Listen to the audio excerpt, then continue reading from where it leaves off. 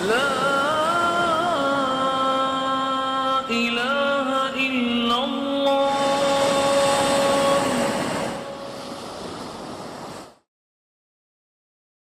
إنك لا تهدي من أحببت ولكن الله يهدي من يشاء. So today I thought I'll take the opportunity of meeting you again, and I didn't have a clue what we was going to discuss because we've been busy and everything. But subhanallah, you had a good idea to speak about your publication from the IOU, which is a joint venture from, I notice, quite a few of your colleagues, and you've come up with this book called The First Day. So what was your idea behind this, Sheikh? Well, the idea was that, you have so many dawah centers around the world. Yeah. Everybody hustling and bustling, trying to figure out what to teach the new Muslims when they come in. And there have been things written and common books that were in circulation that people are using, bits from here, bits from there, and people reinventing the wheel backwards and forwards, and So I felt that we need to develop a specific book for the new Muslim. It's the new Muslim in mind. It's not a book which can be used for new Muslims, but a book specifically for new Muslims. So from the get-go, the intention is Clearly, for the new Muslim. So I figured that the way I would like to develop it would be according to the needs of the new Muslim on the very first day of his or her Islam. They've come into your office, they've come into your center, whatever, they came to your home, whatever, you gave them the dawah, they accepted Islam. What do you need to give them before they leave? In case you never see them again, you at least have conveyed the message correctly. As much as you can in that one opportunity. So I sat with a group of du'at from the Qatar Guest Center here in Qatar. I was in charge of the du'at at that time. When did you do this, Sheikh? How long ago was this? It was maybe I think it was about 2006. Wow. Yeah. MashaAllah. Maybe about 13 years ago. Subhanallah. And the idea, having done it, was to send it out to dawah centers around the world. And this was agreed upon and everything, but later on there was a change of administration and the new people came in. They weren't that concerned about the dawah around the world. This thing was there, let's just focus on here. So it was squashed. But hopefully, inshallah, we will find some way to get this out, as a manual. I mean, of course, different circumstances, different people, different countries, they may modify it, add to it, remove from it. We're not saying this is the final word. We're just saying this is a version, which is specifically designed. And I don't know of any other versions. I didn't know of any other books written specifically for new Muslims. I didn't know you'd done the book. I mean, I came across your online course for new Muslims about 7 years ago. I used to invite new Muslims to my house. We'd have tea and coffee, and we'd actually show your video, because that's a part of your website as well, the new Muslim training. You would give a lecture, and then you would have like a multiple choice Q&A. And it was very beneficial. But I didn't know you had this. Well, I wrote the book first. Then we gathered a group of about 30 new Muslims in Ramadan, and I taught it to them. MashaAllah. Implemented it. We had a brother by the name of Centillion, who was Filipino in charge of recording in Fanar here in Qatar, and he used his equipment and recorded the class for the first day, the series of classes that made it up. And also we did the second level, which was called the first week. You know? But of course, even the first week, though we call it the first week, this, in terms of use in a dawah center, may vary. That may be the first month for somebody else, depending on how many days a week they can come to the center. You know? If they were able to come every day, then you could use it there. But otherwise, it could be for 2 months. If they're only able to come 1 day a week. I think the important thing about it is that there is another step after the shahada, because a lot of the dawah finishes with the shahada. Yeah, and it's a big mistake. And immediately, you have to pray. The salah should begin then. Yeah. And then because of the salah, as you mentioned here, point 1, wudu, being in a state of purity, of cleanliness, to begin that journey. And these are things that people don't actually think of. I've seen many people, they don't mention the salah. So people become a Muslim, and then it's time to pray. We're going to pray, and they'll leave the new Muslim behind. Instead of bringing him along, taking him, doing wudu, going to the salah. Sure. And that is the important point. I've met new Muslims who have been a new Muslim for a year, 2 years. They still didn't know how to make salah. SubhanAllah. Because no importance was given to it from the very beginning. People would always say, okay, you're a new Muslim, don't worry about it. You can learn it eventually whenever you get the chance. So it was like downplayed, whereas our thing was the next salah. You need to take them to that salah and pray it with them, right next to them. Let them follow you. Let them understand that this salah is so important. You need to learn it right away. At least as much as you can. As much as you can. And he's teaching the new Muslim that, look, you have a responsibility now. It's not just believe. Yeah, it's great. It's academically, and it keeps you motivated, it keeps you entertained, but you have an obligation now to worship Allah. This is what a Muslim is, somebody who submits and worships to Allah.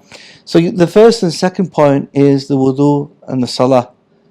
You've got that from the very beginning. Well, actually, before that, we do ask the person.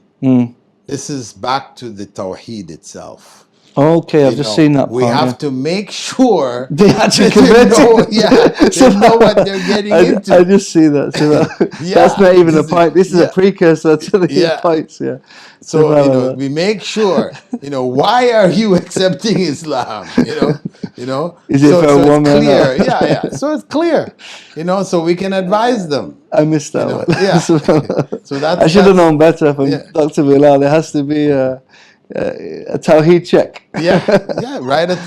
Because then one of the things that we ask them, if they're coming from a Christian background, I'm saying we will ask them like questions which are like, in terms of your understanding, what is the difference between Jesus in Christianity and Muhammad in Islam? What do you think? Now, okay, or may I ask them, who are you obliged to worship in Islam? Are you still obliged to worship Jesus? Or is it God alone? Or when you become a Muslim, are you obliged now to worship Muhammad? Yeah. You see? To give them a check, an understanding check. Have they understood what it is they're actually accepting? That this is to worship God alone. Yeah. We don't worship Muhammad instead of Jesus, so you're just switching one with the other. Because that's what a lot of people come in and think. And this, people might think, oh, but that's obvious. But Sheikh, it's not obvious. No. I met a man in Manchester once. I was on a dawah table, and he said, I accepted Islam with you guys, meaning you Muslims, yesterday. So I thought, okay, let me just test him. So I said, what does God look like? You know, he said he has a grey beard and he sits on a cloud. And he was being honest.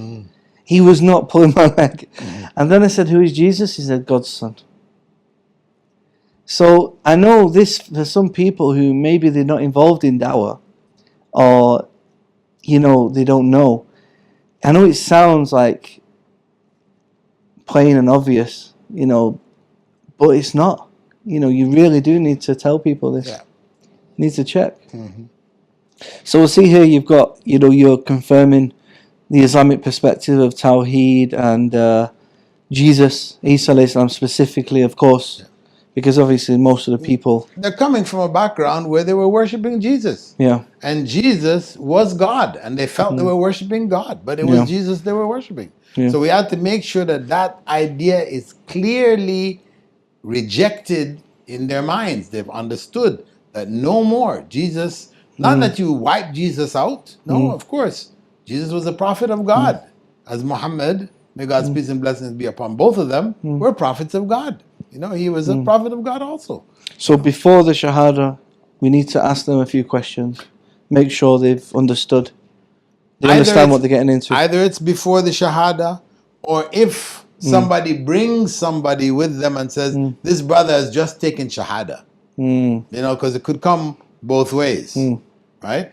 So, and sometimes, you know, when I used to give the khutbah in Fanar Masjid, you know, afterwards they would bring people who were taking shahadas, you know. Normally the practice was just to bring them, line them up, you know, and they all raise their fingers and they say, Shadu Allah, you know. I say, wait a minute. let me ask all of them, did you understand? Do you understand what this is? Have you understood? Somebody's explained to you, you know who God is, you know who, you know. I would always, you know, stop it and try to change that approach, because it was more, they were using it more as a, you know, a promotional publicity stunt, or you could say to give that new Muslim, you know, a sense of the whole people saying Allahu Akbar, you know, Allahu Akbar, you know, you've accepted Islam, you know, and they come up, everybody gives you a big hug, and then afterwards, you know, ma salam. And then he realizes his wallet's gone.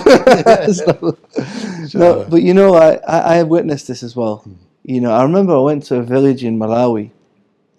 I was with an organization, and we was only there 10 minutes, and the truck was full of clothes and food, you know, like gifts, and everyone's got their eye on this truck, you know. And all of a sudden they said, you know, who wants to become a Muslim? Everyone. I said, guys, relax, you know, let's speak to them, give them the message. Let's speak, you know, it's not about numbers, it's about how many you've conveyed the message to. That's where you're, you know, when, you know, that's what you should be counting. You know, how many people you successfully conveyed the message to. And sure enough, they all became, well, they all took Shahada. I was not happy with it. And from what I know, I've heard that that village is no longer Muslim. Or were they ever Muslim? I'm not going to say they left Islam. I know for certain they didn't know what Islam was. You know, and that's the fault of the Muslims. Sure. You know. Sure. And so I think this is really important. You know, so yeah. Thanks for taking me back to that. So the first part is making sure, you know, educating them on the Shahada, even if they've already took the Shahada. You know, make sure they've understood it. Yeah, because you know they could be repeating the Shahada, you know, without understanding what it actually means. You know, an interesting point here as well, Sheikh. I want to clarify that. You know, some brothers, they kind of Tawheed check the new Muslims. So they might ask you a question and they might not know the answer, but they're sincere. Like for instance, they'll say, where's Allah? And the new Muslim will say, everywhere. That, oh look, kafir, you know, or whatever. And they write him off. Instead of just saying, no, brother. That's another extreme. Yeah, you know, instead of just saying, no, you know, educating the brother, don't, Yeah, understand. you don't have to go Yeah, that yeah. deep. Understand. You don't have to yeah, go that deep. The key is that Yeah. they understand it's Allah Yeah. who is to be Yeah. worshipped. But even when it is that deep, understanding, this guy's on a journey. He's a new Muslim. He doesn't know everything in the beginning, but it doesn't mean because he got the answer wrong, he doesn't care. Or, they're still sincere. So that's an important point. Yeah, it's got to be Yeah. moderate. Yeah. You're dealing with a person Yeah. who newly has entered Islam or is about to newly enter Islam. Then you only need to check on the basics. Yeah. What is the basics? Do they understand that it is Allah alone to be worshipped? Yeah. Yeah. That's the key. That they understood it's just Allah alone. Yeah. He is not visible, that we can see him with our eyes in this life, Yeah. So there's nobody who can come around and tell you, well, I'm Allah. As you listen to you say, somebody tell you that, no, he is not Allah. He can't be Allah. No difference between that kind of belief and belief that Jesus was God. Yeah. And then you go straight into wudu, salah. Yeah. Yeah. Wudu, because wudu needs to precede salah. Yeah. We need to show them, go through the process with them. Don't just tell them, go make wudu, go in the bathroom, other people are doing it, you see what they're doing, just do it like they're doing. Yeah. No, give them something of an understanding. Like, why are we making wudu? At least the core idea of purification from sin. That we're purifying ourselves, before going to worship Allah. And also that this is also preparation for the prayer itself. That if you don't do your wudu properly, then that's going to affect your prayer. When the Prophet ﷺ went to the point of having a man repeat his whole wudu because he had just a spot on the back of his foot. I mean, it was a big enough spot on the back of his foot, which was dry. He didn't wash it. He flashed it. So we let him know that, no, you need to do it completely, complete wudu, and that this psychologically, spiritually, mentally, that you are preparing yourself to worship Allah. So that when they actually come in now for the prayer, they're coming in with that frame of mind, so that it is the precursor for salah. Yeah. So we try to give them that understanding, that whatever we're teaching them, we have to teach them the ritual, but we need to teach them the understanding behind the ritual. The preparation as well. So they don't just afterwards question themselves, this religion has got a lot of rituals in it. You have to do this, you have to do it this way, you have to do it that way. But there's wisdoms in these things. Well, there's no connection. Because they said, okay, you pass wind, make wudu. What's the connection between passing wind and making wudu? Because in the church you just go pass wind, nobody knows it was you. No problem. It doesn't affect your worship. But now, hey, this is really on a whole nother level, because even in the army, when people all stand up, you're doing your thing, people pass wind all the time, but hey, this is like a whole nother level, SubhanAllah. So we need to let them understand why do we need this other level? Because we're now worshiping Allah. It is part of self-control. We control ourselves during this period of time. So to give them some the wudu is very, there's so many benefits to it. Not just passing wind, but intercourse, everything. You're planning your whole day and life around the salah. SubhanAllah. And then what I like about your second point is prayer in the masjid. Yeah. Because when I first became a Muslim, that's how I learned how to pray. Going to the masjid and praying in the congregation. Getting into the habit of praying with, following people. Because when I was at home, I was like this, I had the book in one hand and, and I've got the laptop there. I'm trying to, but when I was going to the masjid, You follow. You follow and you And get you into, learn it. Yeah. You learn it much more rapidly than trying to do it on your own.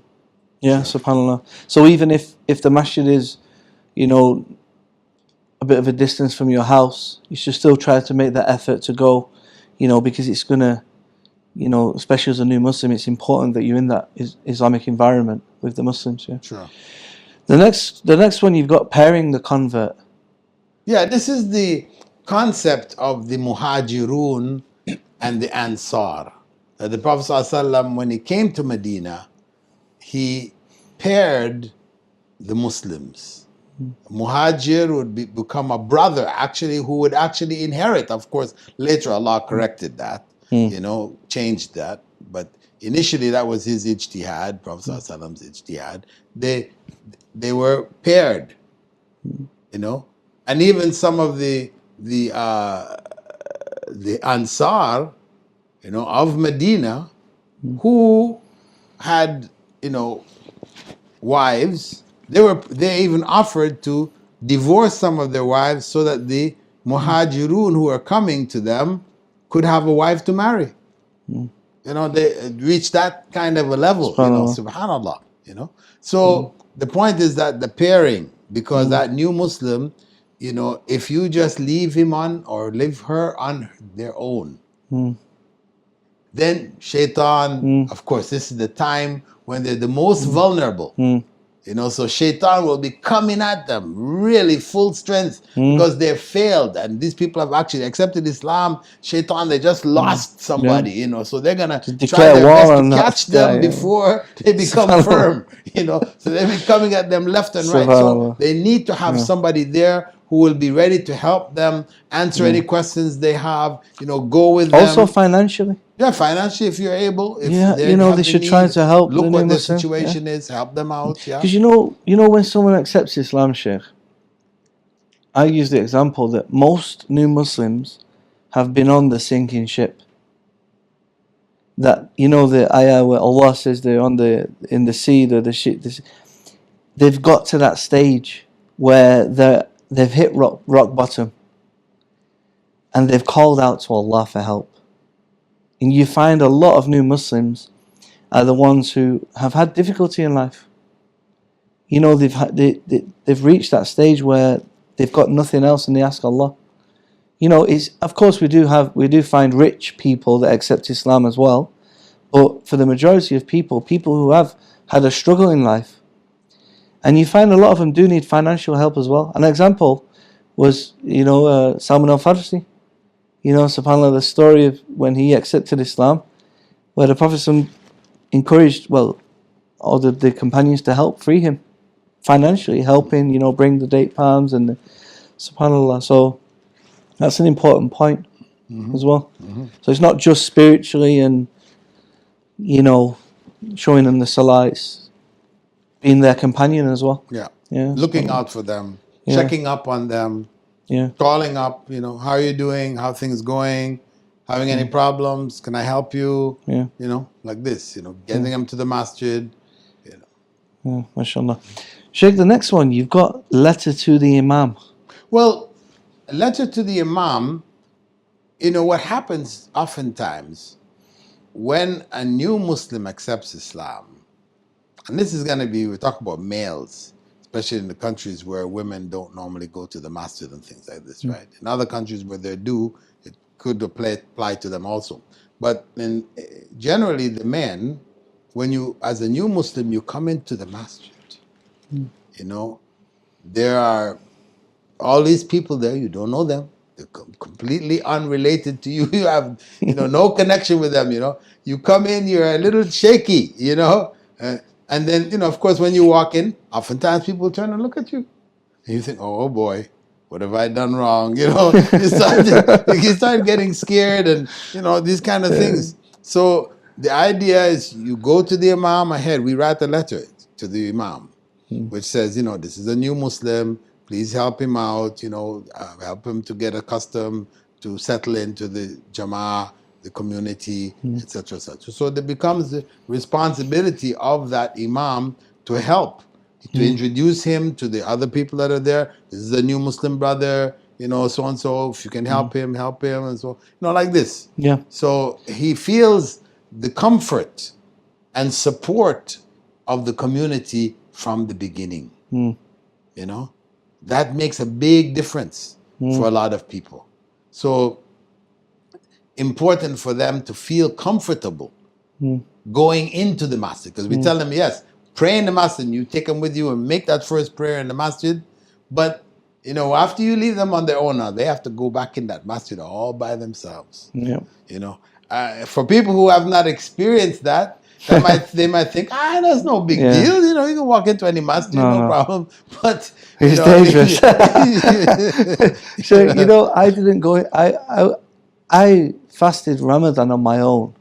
I'd not even took Shahada. I was scared to go in the masjid. I didn't know what to expect. And I took Shahada in Egypt. And when I came back, I went to this masjid, but I only went there because I thought it was a school. If I knew it was a masjid, I never would have gone. Because as a non-Muslim, you hear all these stories, you have all these misconceptions, and it's not easy. Especially when you don't look like everyone else. You know as much as I do. You know, you go into a certain mosque and, you know, they're looking at you or whatever. You're a stranger. So I like this one, Letter to the Imam, because this could also be like going around and educating the Muslims about helping new Muslims as well. You know, doing courses, talks, trying to kind of create awareness about this. I like that. Sheikh, then you move on to Ghusl. So you know, let's go into the next step of that. Because we clarify, because some people, they say, well, no, they have to make a ghusl before they even take shahada. Yeah, I've seen this You know, before. yeah, and it's a position held. Some scholars held that it Like should the be, born again Christians when they dunk them in the bath. yeah, the baptism, yeah. You know, it's like equivalent. But no, it's not a requirement. So, and, you know, you don't need to delay things with the issue of the ghusl, but you do need to teach them about the ghusl, you know, because once they enter Islam, you know, everything before is cut off. So wudu is enough for them to go and pray. But now after that, if they have sexual relations, then you have to tell them about the ghusl. So now the next thing you need to teach them, right, is how to make ghusl. You know, in the simplest form, because that's an issue. A lot of times people don't tell them about this. Yeah. They don't inform them about the ghusl. So they may go and pray with just wudu when they needed a ghusl. So the next one you have, and I have a story about this, which is covering the aura. Now, it sounds so obvious, but I had a new Muslim. Funny enough, as I said, I used to have these weekly classes at my house. We used to go through your online program. And one of the new Muslims came. He's not a new Muslim. He's been Muslim like 15 years. And at this point, he told me a story when he'd been Muslim for 3 years. And he was working. And his boss came to pick him up from work. He's a Muslim guy. He's bibbing the horn. So he's rushing out the house. He came out. And he said to his boss said, "What was you doing?" He said, "Well, I got out of bed. I had a shower, I prayed, and I got dressed, and I come." So he said, "Say that again." He said, "You know, I woke up, I had a shower, I prayed, and I got dressed, and I come. Sorry I'm late." He said, "Did you do it in that order? Did you pray with no clothes on?" He said, "Oh yeah, that's how I pray in the morning." Because he didn't know. He thought, natural and subhanAllah. He'd been praying. naked, subhanAllah. May Allah forgive him. He'd be accepted, inshallah. Yeah. But subhanAllah, a lot of these things sound so obvious. But as a non-Muslim, you don't know. Sure. You have no idea. And, aura, of course, involves so many factors for both females and males. That if you don't give them the basics, then it's very easy for them not to do the basics, because the whole society around them is a permissive society which encourages nudity and exposure of the aura. So then how do you expect them to realize this? You know, for the seventh one, you have the mentioning the prohibitions. The major prohibitions of Islam. So educating them more on that point. Because Yeah. of course, basic ones of alcohol. Mm.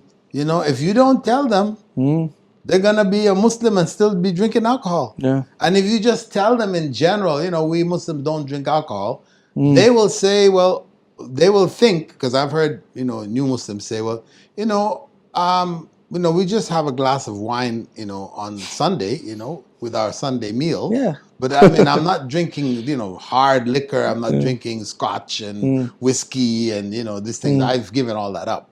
But I still, keep with the, no, this is included in alcohol. Boyfriend and girlfriends as well. Yes. Subhanallah. Yeah. These type Relations, of, yeah, subhanallah.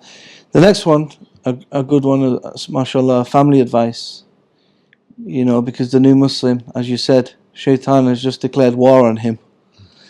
And it's going to come from every direction. And being able to cope with the family. Yeah. I'm sure you have many stories about this for you, subhanallah. People been told, I remember one brother, Jewish brother, who accepted Islam there in London. And, I was discussing with him and that, he told me that, his parents, after he accepted Islam, his parents called him up, he informed them. They got together and they met the family and then they called him up and said, last night we prayed the funeral prayer for you, Salatul Janaza. Subhanallah.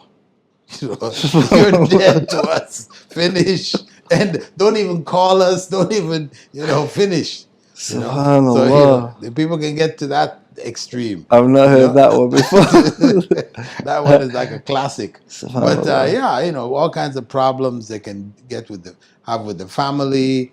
Sometimes people even delay their Islam, because their wives or their husbands, so you have to help them work that out.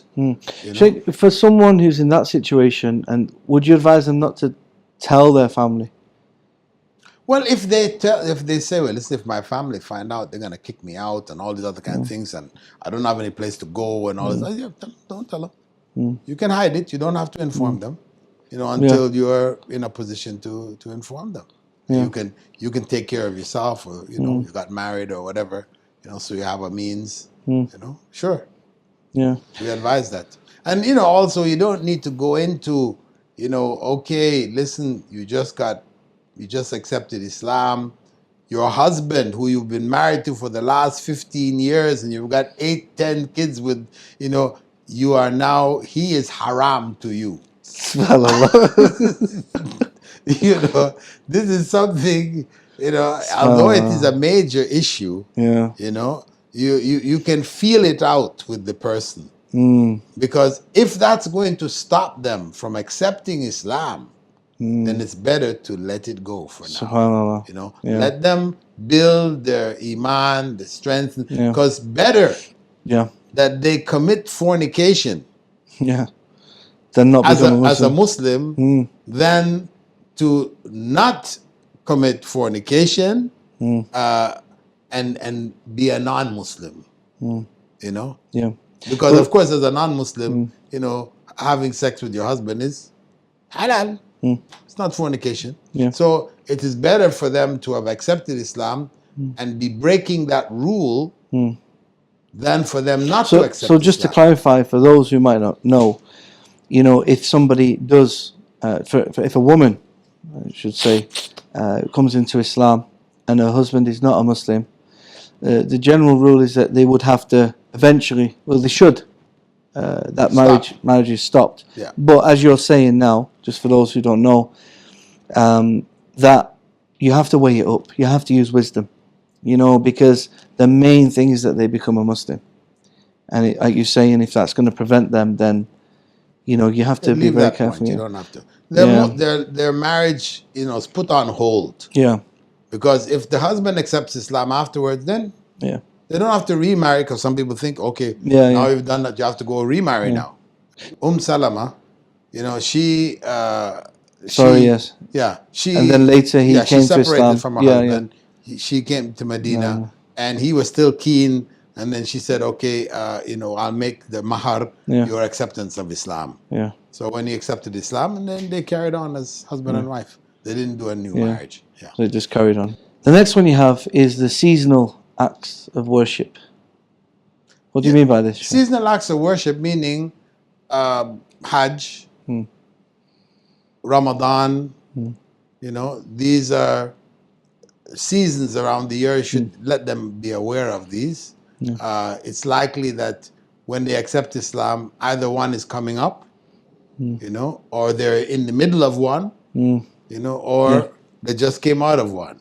Yeah. Right? So just to inform them, give them an understanding of what those were about, especially if it's one they're just going into, right? That they may be taking part, either it's fasting or it could be for Hajj. If they have the means, financial means, etc., go for the Hajj. Yeah. Yeah. So again, if somebody accepts Islam at the start of Ramadan, They should fast. they have to fast. Yes, that Ramadan. Some people say, oh, no, don't worry, you're a new Take your Muslim. time. Yeah. Eventually, no. You accepted Islam, Subhanallah. it's Ramadan, you need to fast. Yeah. Subhanallah. Yeah. And then you have the gift package. You've got a big list of different things.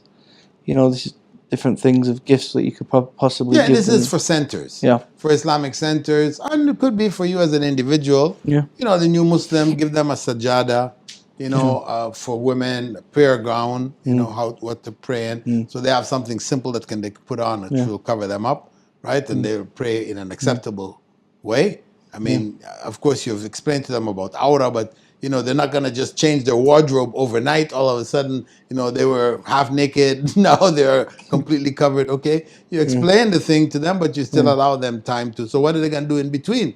So what should they go and pray in these things? No, give them a prayer gown. They have this one piece that they put over and it covers everything except for the head. it's an easy one. They can put that on easy for them to put it on for prayer. And for the men, is it? And between the navel and the knee. Yeah. There's a lot of people trying to get you to wear certain attire, Muslim clothes, or change your name. Well, you don't need to, because these are two different things, but in terms of the dress for the man, we should make it clear that for the man, his aura is between the navel and the knee.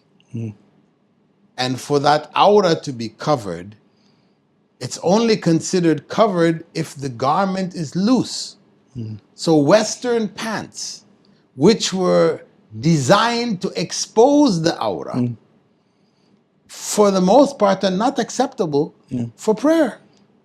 So at least this area should be loose, and if it's not loose, then at least for your prayer purposes, you have a sarong or a longi or whatever that you put on at the time of prayer, to at least fulfill that basic requirement.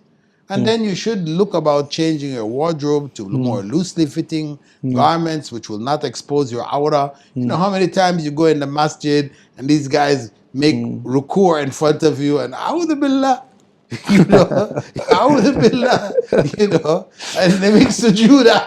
That's even a bigger calamity, So, besides what they're doing to the people behind them, what they're doing to their own salah. One of the conditions for the acceptability of salah is satur al-aura, covering the aura. Yeah. Yeah. Jazakallah khair, Shaykh. I found it's very good. Alhamdulillah. And as we said, there's a lot of... You've actually played a big role in many dawah centers. SubhanAllah, everywhere I go, seem to be, following Dr. Bilal, SubhanAllah. I went to UAE, Saudi, Qatar, different places in UK, Canada, wherever, Africa, and alhamdulillah, you've played you've always focused and helped the new Muslims, especially in dawah centers, and it's subhanallah. Well, being a new Muslim myself, I feel for them. Yeah. I mean, it's natural that I'm going to have a greater care and concern to ensure that they are helped in one way or another. Yeah. So that is always, in the back of my mind whenever I'm writing, whenever I'm lecturing, to always look out for potential new Muslims or to help the new Muslims of any different area. Because I know the struggle that it was to gain enough knowledge to be able to practice Islam properly, etc. So naturally, I'm going to be particularly concerned about them. Yeah, I mean, I guess alongside this, because this is really like you said, the first day, and then if we was to speak about, the first month or the beginning of a new Muslim, I mean, how can we start to teach them about the beliefs of Islam? What would you recommend? Well, I did another program like this. Yeah. It wasn't published in book form like this, but it's also available on the Islamic Online University website in the free diploma in our free campus, where you can take the course. It's called The First Week. So in that, we now start to introduce some of the basic teachings, of Islam, in more in depth, that they can study systematically something of Aqidah, something of Quran, with tafsir, something of hadith, with interpretation, plus also the fiqh, the application now of the Quran and the Sunnah in our lives. In the very basic, the fiqh, and then Sirah, and some Arabic. Those, are basic Arabic enough to be able to start to read the Quran. To be able to say what you need to say in the prayers, so the first week goes into some of those very basic things. And then after that, then the third level would be the first month, which is, and this is assuming that people are able to come there every day a week, otherwise the first day, they may only be able to come to you for an hour. No, you can't fit all of this into an hour. So maybe they're only coming once a week in that hour. So this first day may end up being your first month, because you're only seeing them for 1 hour, 1 day a week. So you have to, though we've given these numbers, this is the ideal. If the person is able to come with you and sit with you that full day. See, now with technology, people could actually listen to this in their car on the way to work. Or on the bus. Alhamdulillah. So all that time which would be wasted driving to work or back, you could actually listen to it on your way. So that's a good way. And eventually they could, and also you have your books as well, which maybe a bit later on. The Islamic Studies series. I have one book called Foundations of Islam. 4 books, right? Yes, 4-book series. That expands on all the basic information. The only thing missing from it is the Sirah section. And in the book, one book which I edited called, I think it's O-level. O-level, preparation for O-level Islam. Those who are going to do the O-level exams. So we put together there a Sirah section, which is very brief and simplified for the new Muslim. MashaAllah. And then you have your book on Tawheed and evolution of fiqh, maybe a bit later on as well. So MashaAllah, we have everything. It's available. Yeah. I mean, when I accepted Islam back in 1972, there was nothing. There were no books. SubhanAllah. Actually, the only books that were available were Ahmadi, Qadiani books. SubhanAllah. That's the Ahmadi Quran, Maulana, what's his name? Muhammad, it's not Muhammad Ali. Muhammad Ali was the English translation, first English translation by a Sunni Muslim. But this is another, forgotten his name. But his name is, it's something Ali also, I think. But that was the one which was available, and a book, a very thick book called The Religion of Islam.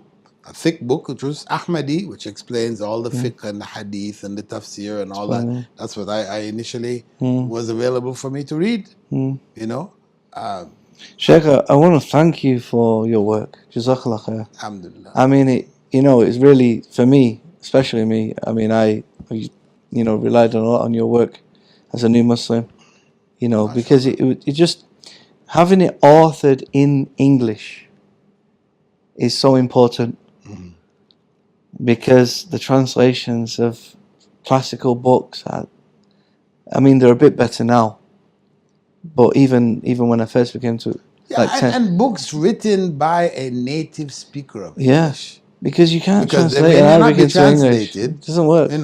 But the person is not a native speaker of English, and he'll be He'll be writing things. He's conveying ideas. He's writing it, in English. Yeah. But what did he mean? Yeah. What is he trying to say? So I remember probably the greatest calamity in translation that I've come across. I remember in the Arkham Center there in Singapore, I went in and I saw this book.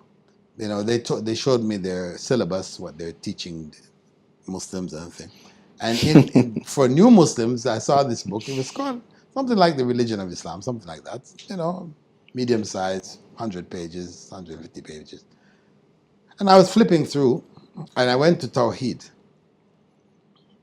belief. And what they had there was Greek philosophy. So complex and complicated, I couldn't understand it. And my major was Aqidah. This was my area of specialization. I couldn't understand it. So I asked even the brother who was in charge of the center at the time, I said, what did you understand from this?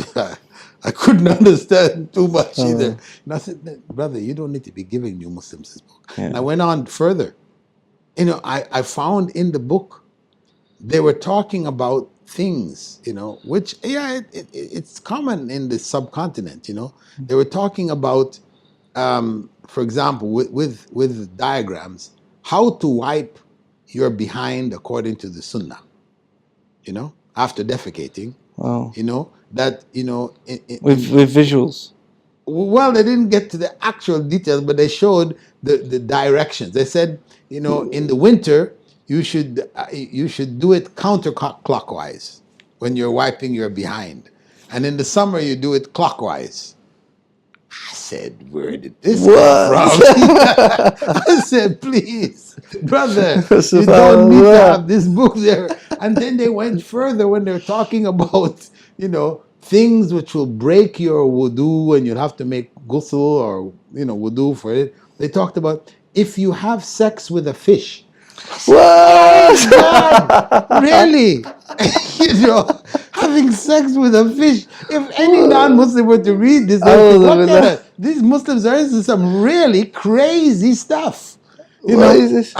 Check, But where it came from? Where it came from? These are from classical books which were written from Hanafi fiqh, where they do in fact discuss these matters.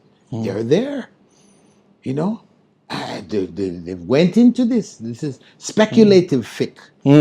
Scholars speculated, to work out issues and problems before they occur. This was the approach, right? Especially the Hanafi approach. So amongst the points of discussion, the thing was, okay, what happens if you have sex with a fish? Will your wudu still be good?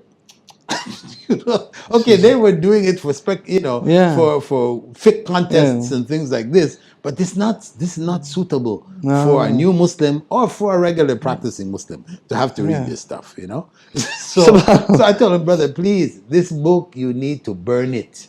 Get rid of it. Don't let any new Muslim or non-Muslim come and see this book, because it's going to really put a bad understanding in people's minds. I had one dawah center. I'm not going to name the dawah center, but it's in the Middle East. So they put this Salah book together, an Arab. So they said, can you just have a look at it? We've already printed 500,000 of them. but we want you to check it. We're sure it's okay. Better late than never. So I checked it. He said, when you go into ruku, you put your hands on your ankles. On your ankles. What kind of They meant the knees. knees? But he translated But knees as ankles. subhanallah, you know, What that could do to you somebody. can't, you can't put it out. You know. So of course, when you told them that, listen, you need to recall all of these Yeah, books. they didn't give any out, alhamdulillah. But it's a waste. No, but alhamdulillah. Well, that they could have just got a sticker which says, You know, instead of ankles, knees, and then just stick it into all but those it's copies. probably cheaper and easier, just, you know, rather than employing someone, just, you know, and they're not short of money, this particular organization. But alhamdulillah, but this is outlining the importance of having a native speaker who's writing for a particular audience. Like your work, like you say, this is for a particular audience. Brand new Muslim. Your study books are for the middle step, you know, and then your other books like Tawheed and other ones are maybe a bit more, someone who's getting a bit more advanced.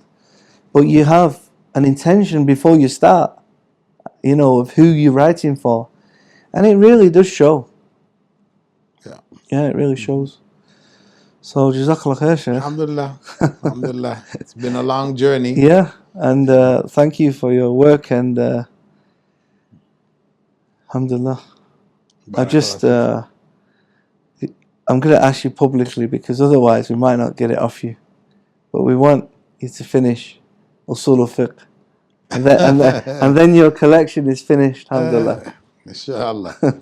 So, inshallah. Yeah. It's Inshallah. in mind and You just put it down for a long time, but inshallah.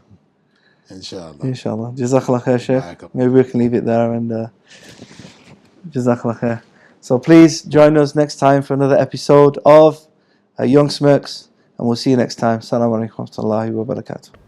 إنك لا تهدي من أحببت ولكن الله يهدي من يشاء.